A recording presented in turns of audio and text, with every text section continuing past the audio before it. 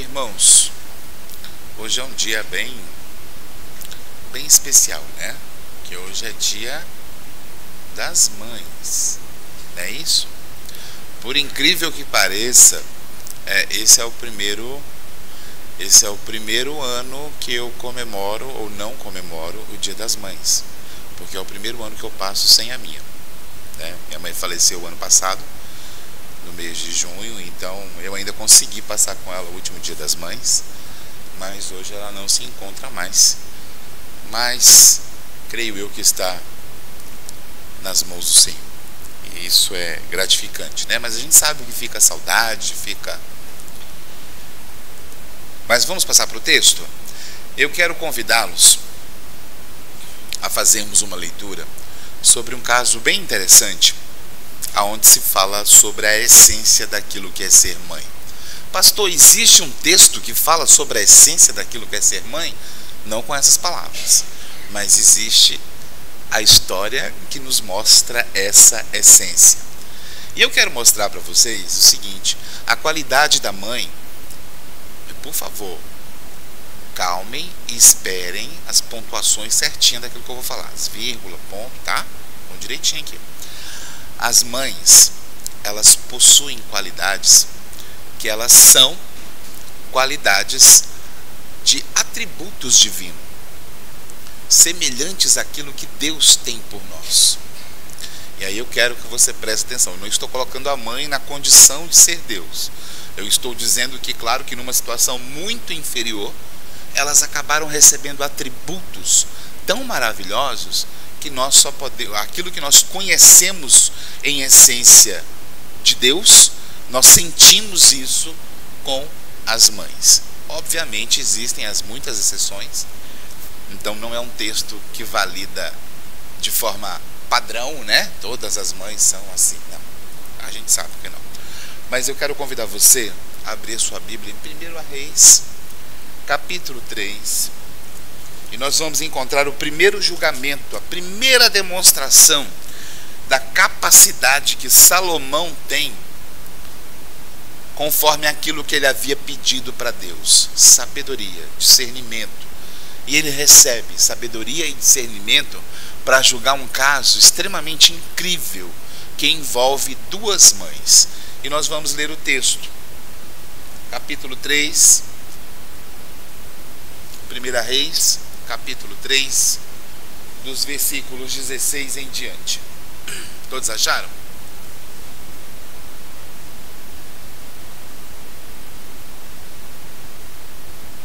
Diz assim: Então vieram duas prostitutas ao rei e se puseram perante ele. Disse-lhe uma das mulheres: Ah, senhor meu, eu e esta mulher moramos na mesma casa, onde dei à luz um filho. No terceiro dia, depois do meu parto, também esta mulher teve um filho. Estávamos juntas. Nenhuma outra pessoa se achava conosco na casa. Somente nós ambas estávamos ali. De noite, morreu o filho desta mulher, porquanto se deitara sobre ele. Levantou-se à meia-noite, e enquanto dormia a tua serva, tirou-me a meu filho do meu lado, e o deitou nos seus braços, e a seu filho morto deitou-o nos meus. Levantando-me de madrugada para dar de mamar a meu filho, eis que estava morto, mas reparando nele pela manhã, eis que não era o filho que eu dera à luz. Então disse a outra mulher: Não, mas o vivo é meu filho, o teu é o morto. Porém, esta disse: Não, o morto é teu filho, o meu é o vivo. Assim falaram perante o rei. Então disse o rei: Esta diz: Este que vive é meu filho, e teu filho é o morto. E esta outra diz: Não, o morto é teu filho, e o meu filho é o vivo. Disse mais o rei: Trazei-me uma espada. Trouxeram uma espada diante do rei. Disse o rei: Dividi em duas partes o menino, vivo, e dai metade a uma e metade a outra. Então a mulher, cujo filho era o vivo, falou ao rei: porque o amor materno se aguçou por ser seu filho e disse: Ah, Senhor meu, dai-lhe um menino vivo, e por modo nenhum o mateis. Porém a outra dizia: Nem meu nem teu, seja dividido. Então respondeu o rei: Dai à primeira o menino vivo, não o mateis, porque esta é sua mãe. Todo Israel ouviu a sentença que o rei havia proferido, e todos tiveram profundo respeito ao rei, porque viram que havia nele a sabedoria de Deus para fazer justiça. Bem, de um aspecto histórico, nós temos aqui o primeiro momento em que Salomão demonstra ter recebido aquilo que ele tanto buscou de Deus: sabedoria e discernimento, né? E aqui é visto de uma maneira tão ampla que ele começa, a partir desse momento, a ficar conhecido por toda a nação e para fora da nação. Então as pessoas passam a admirar a sabedoria de Salomão. Então o rei, né, era hábito do rei julgar as causas. Então as pessoas tinham um horário com o rei e elas vinham então julgar as suas causas. E aí o rei então, né, isso nos reinados mais primórdios, porque depois isso muda. Mas o rei então, ele encontra duas mulheres que moravam numa mesma casa. A gente não vai dar muita ênfase ao que elas faziam, porque eu acho que o texto já ficou claro. Mas elas eram mulheres da vida, né? Então elas tiveram filhos num espaço de tempo muito curto de uma para outra. Diz o texto que com uma diferença de 3 dias. Então uma foi, teve o parto, a outra foi, teve o parto. Então elas eram mães e estavam ali cuidando dos seus filhos. Uma dessas mães foi mais descuidada. E essa mãe mais descuidada, ela acabou dormindo e se virou na criança, acabou sufocando aquela criança e ela morreu. Ela, não se contentando com que o seu filho havia morrido, e ela queria essencialmente ser mãe, e a gente não vai entrar aqui nos quesitos sociais sobre a importância e os benefícios de ser mãe naquela época. Mas as mulheres, elas não abriam mão de serem mães naquela época, porque isso de certa maneira trazia um certo conforto diante da sociedade, principalmente para as mulheres que não eram casadas. E aquelas duas mulheres então tem esse ocorrido. A mulher que teve o filho morto, ela vai até a cama da outra, toma-lhe o filho, coloca e entrega o morto no lugar. Essa é a história que nos é narrada. Nós temos aqui uma própria mãe que está narrando essa história. E essa mãe diz que foi trocado. Se você observar a narrativa, você percebe que a mãe que está narrando a história, baseado em fatos, é a mãe que teve o filho trocado, né? Porque logo na sequência a outra mãe fala: não é bem assim, o meu é o vivo, o teu é o morto. Ou seja, ela não tinha argumento, ela não tinha como se defender daquilo.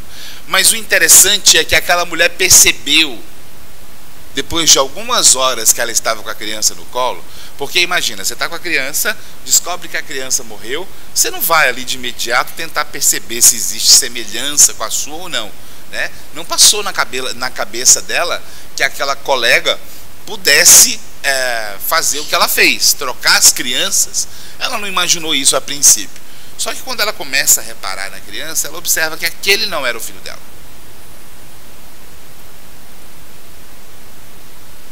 E ela testifica quando ela vê o menino vivo, que era o filho dela. Então, diante de uma situação dessa, aonde você não tem nenhuma testemunha, porque diz o texto que estavam somente as duas, não é isso? Então você não tem nenhuma testemunha, ninguém que seja testemunha ocular, que tenha visto, participado. Você não tem nenhum objeto que seja comprobatório de que aquela história que está sendo contada é verdade. E aí o rei fala: uma diz que o filho é dela, a outra diz que o filho vivo é dela. Então vamos fazer o seguinte, vamos pegar o filho que sobrou e a gente vai tomar uma atitude um pouco mais radical. Me tragam aí uma espada. E trazem-lhe a espada. Quando a espada chega, ele anuncia o que ele vai fazer. Vou dividir a criança no meio e vou entregar metade dessa criança para uma mãe e a metade para outra mãe. É claro que Salomão já estava aqui apelando para o próprio sentimento de mãe. Ele sabia que uma dessas mulheres abriria mão. E aquela mulher que abrisse mão da criança é porque ela tinha um amor tão incondicional que ela queria ele vivo, mesmo sob a tutela de outra pessoa.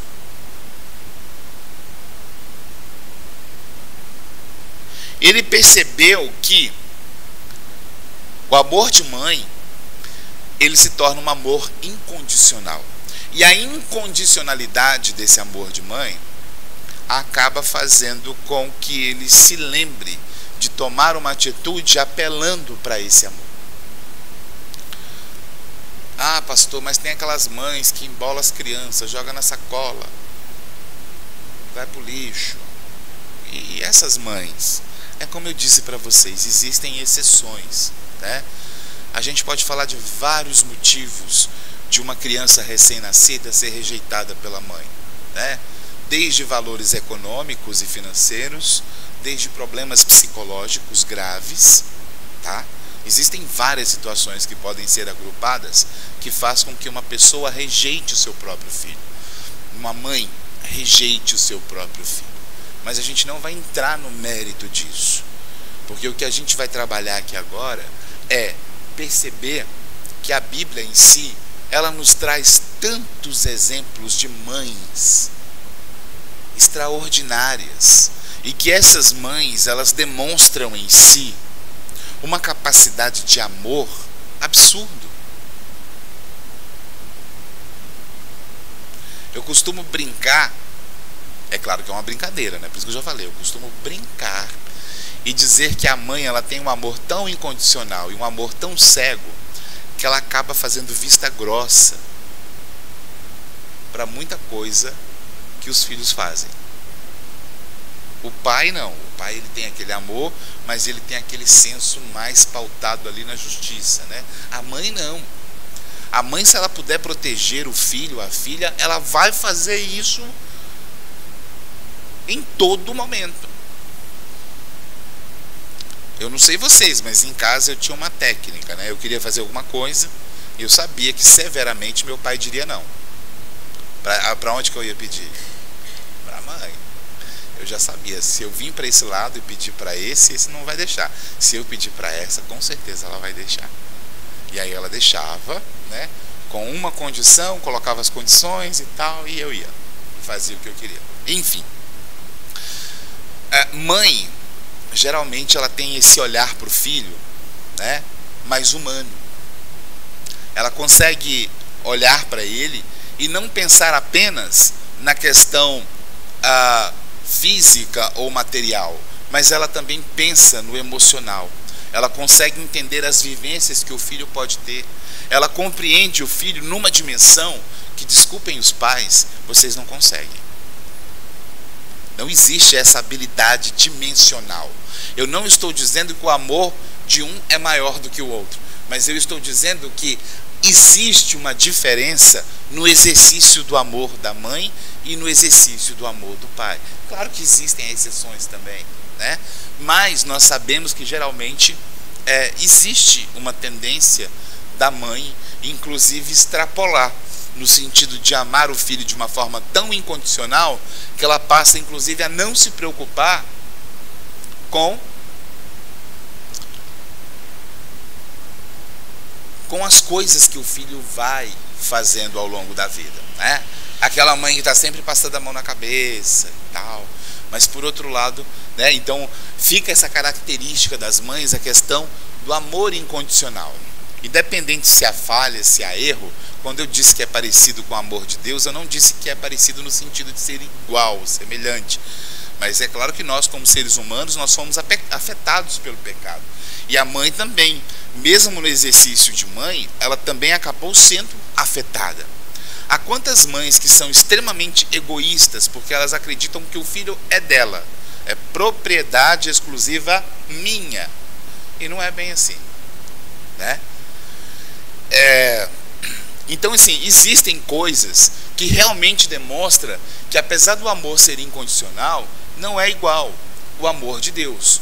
Nós não estamos aqui tratando a qualidade, né, de ser incondicional como sendo de Deus. Mas se há uma representação visível que nós temos, mesmo afetado pelo pecado, é o amor incondicional que nós temos nas mães, né? Então eu acho isso extremamente fantástico. A essência de ser mãe é uma essência que nenhum pai vai experimentar. Assim como a essência de ser pai, nenhuma mãe vai experimentar. Porque cada um vive a sua própria experiência diante daquilo que está ali proposto. Mas aos pais segura, né? Vamos segurar até agosto, porque hoje é Dia das Mães.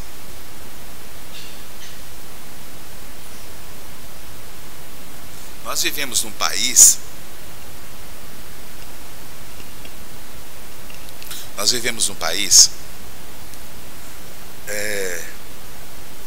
que existe uma cultura muito feia, muito ruim, né? Que é a cultura da irresponsabilidade paternal. E diante dessa irresponsabilidade paternal, as mães, elas precisam se tornar mãe e precisam se tornar pai. Não é muito diferente do que aquelas mulheres viviam. Elas inclusive viviam na mesma casa ali, provavelmente para poder dividir as despesas.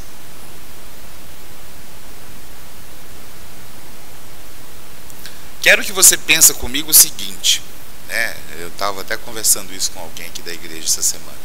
Na década de 60, quando um casal se divorciava, e a mulher sendo mulher, simplesmente por ser mulher, que era o outro lado do divórcio, porque o divórcio a gente sempre encara como tendo apenas o quê? Um lado. Geralmente é a mulher que não presta, né? Só que não é bem assim.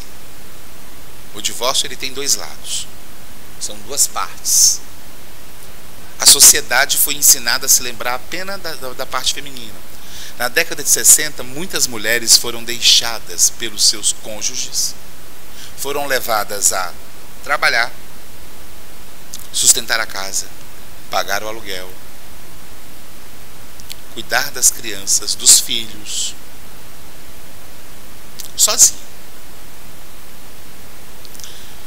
E provavelmente vocês chegaram a acompanhar isso. Se você não acompanhou, você já ouviu falar. Porque era assim que a coisa acontecia. Então imagina a dificuldade, o quanto que ela era maior.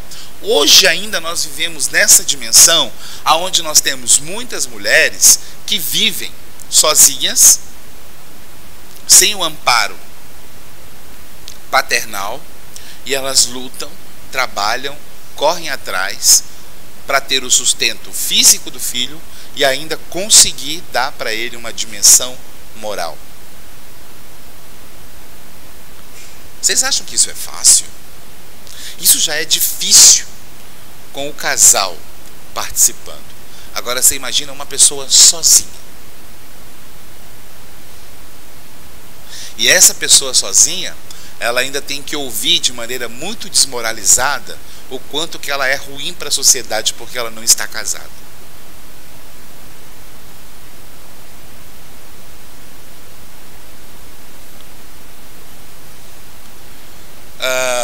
E aquelas mulheres viviam naquela condição. A condição devido à profissão, devido à vida que elas levavam. Elas eram vistas de forma marginalizada. Mas é interessante que o rei está julgando a causa de duas mulheres. Nós temos aqui um rei que ele é um rei de Israel. Essas mulheres, elas eram de Israel. Ele não julgava a causa estrangeira. Ele estava julgando a causa do seu povo. E ele julga uma causa de dentro da sua comunidade, do seu arraial. Mulheres que viviam como meretrizes. Mas essas mulheres tinham direito à justiça. E elas foram colocadas na frente do rei para que ele julgasse o caso delas.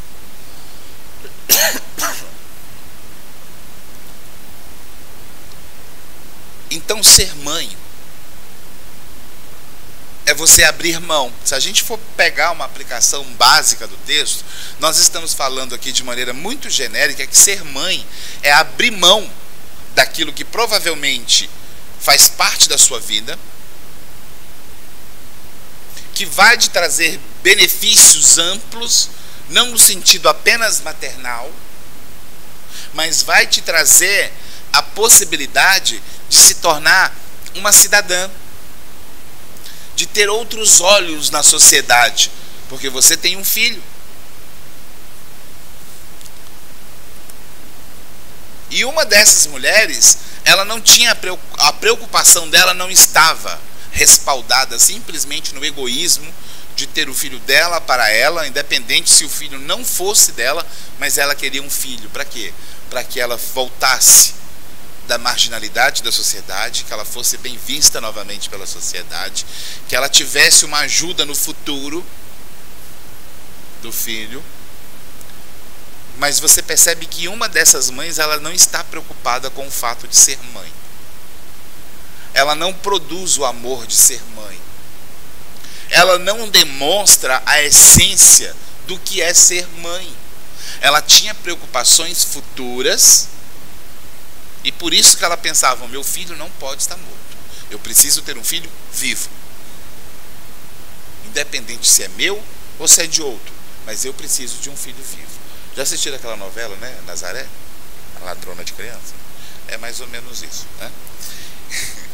E aí você tem aí essa circunstância que acontece, aonde você percebe que uma possui a essência, o espírito do que é ser mãe, e uma outra que não possui nada disso.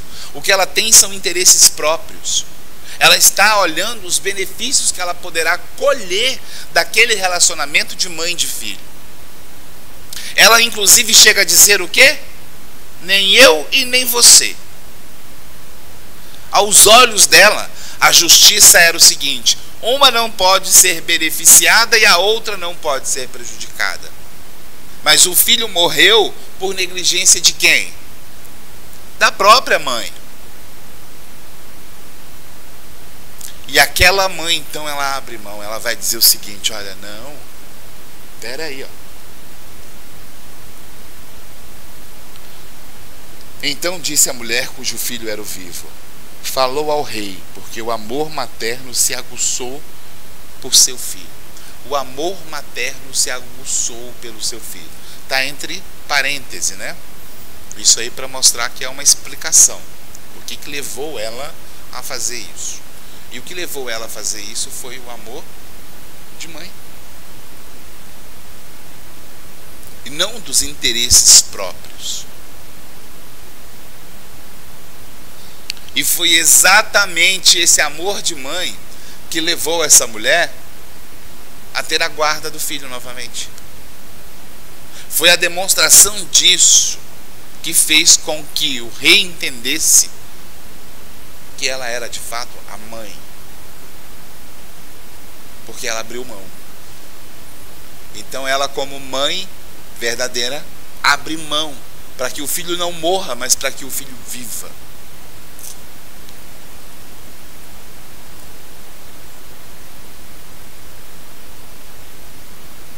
Então respondeu o rei: dai a primeira o menino vivo, não mates, porque esta é a sua mãe.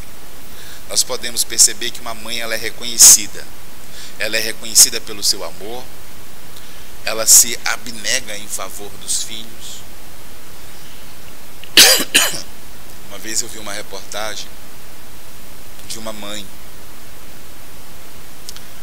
muito pobre, muito necessitada, e ela tinha 4 filhos, e ela falava o seguinte: olha, a ajuda que chega na minha casa, ela estava da grossura disso aqui, ó, fininha, magrinha, e ela falava assim: o que chega de comida para minha casa, eu guardo para eles, porque a minha satisfação é ver e saber que os meus filhos têm o que comer.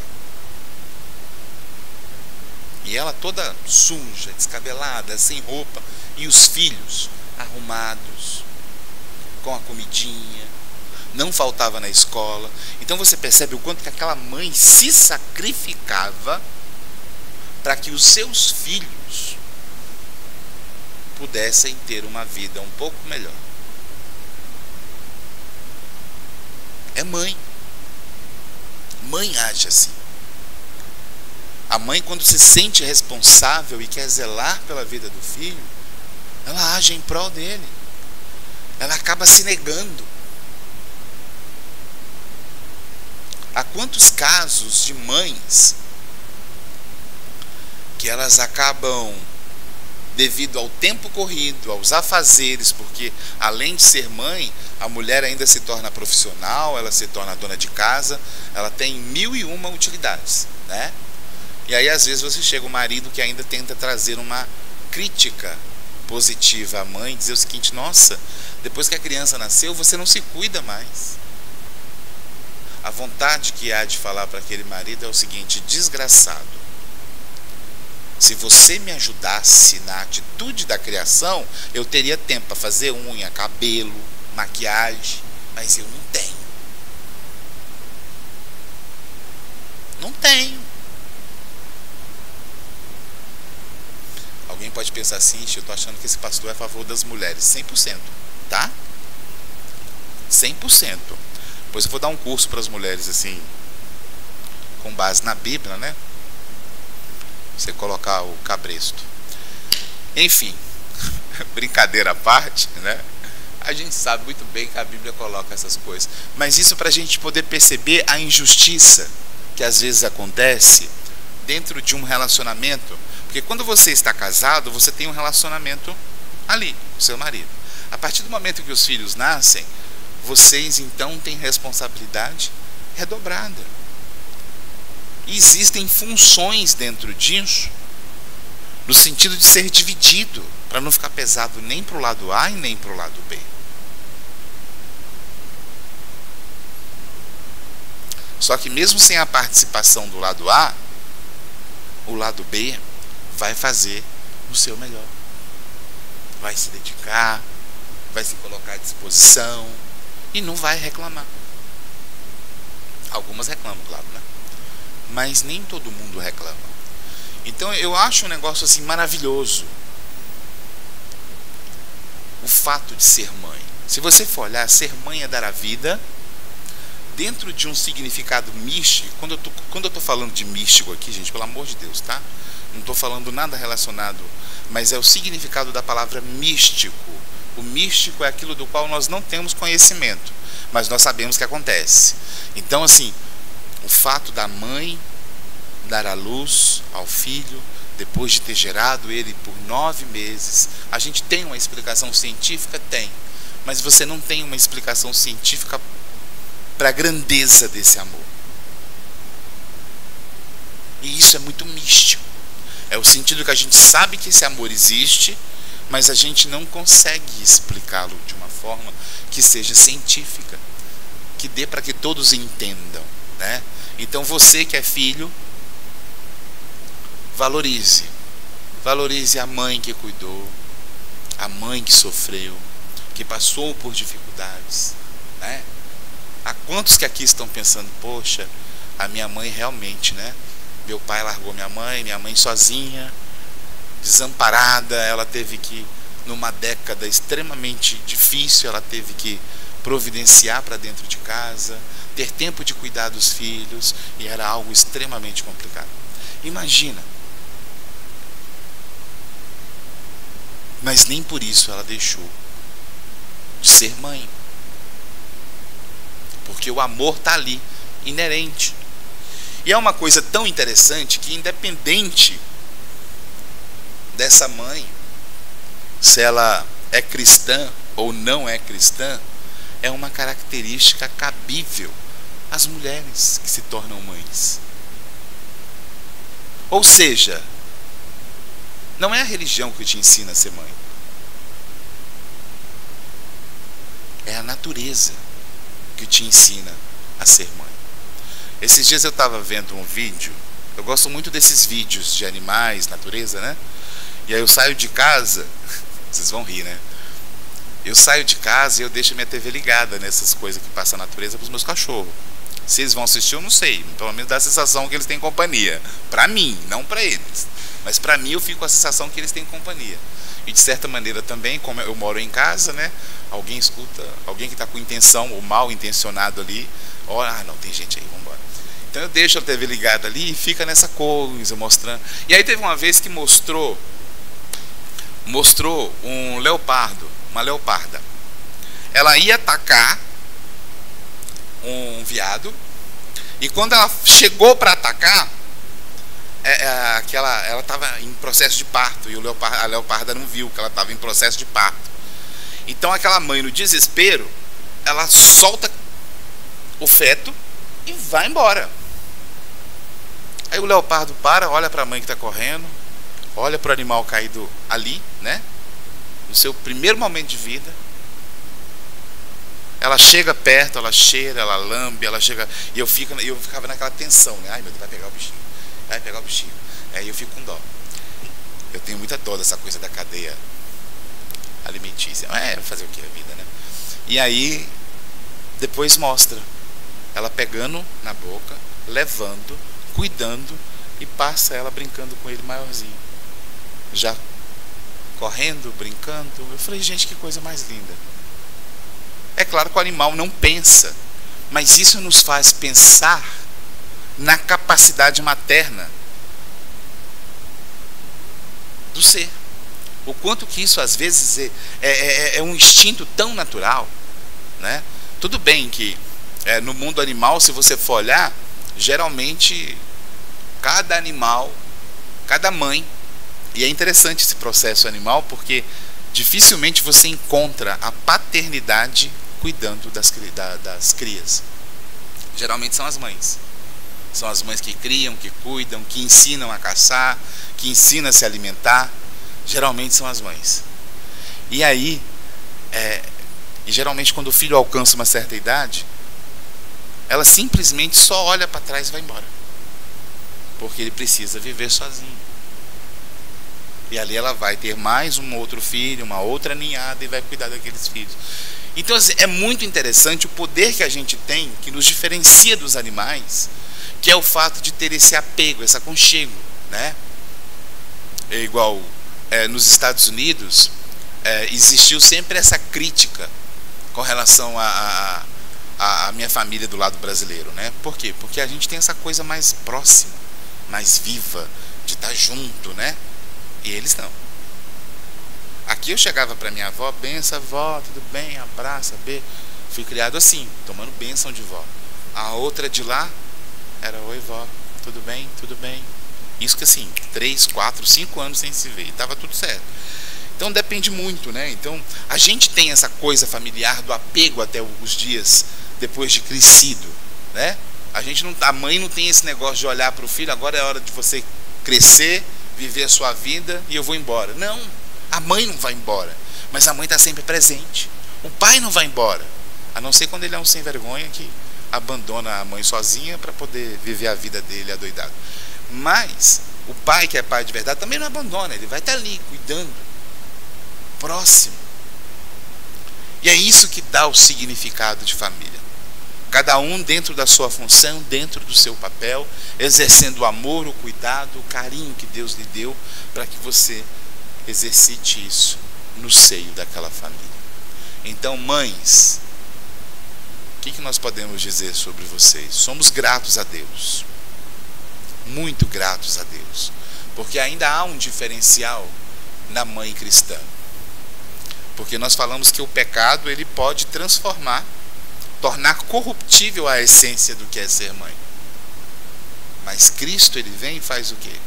Direciona sobre o que é ser mãe, te ensinando o amor, o carinho, completando aquilo que talvez a natureza começou em você.